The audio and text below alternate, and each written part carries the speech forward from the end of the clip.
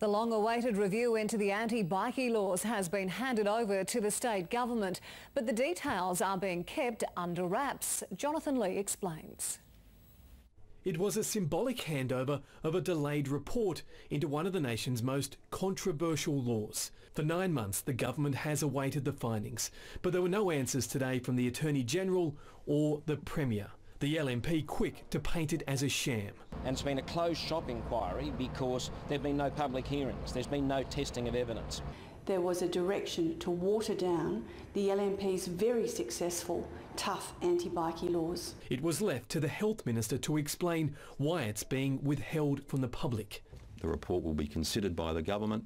It will be considered by Cabinet on Monday. Submissions to the task force are mixed.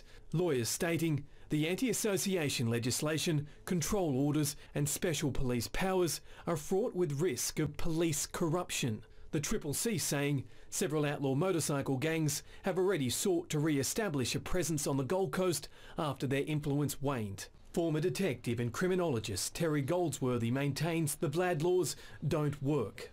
There's still plenty of bikies in Queensland. In 2013 there were 920 bikies in Queensland. There's 882 still on the books in Queensland, so we've only had a 4% reduction. On the Gold Coast today, it was calm outside the Broadbeach Cafe where it all began. Former bikie clubhouses of arch enemies have turned into legitimate businesses.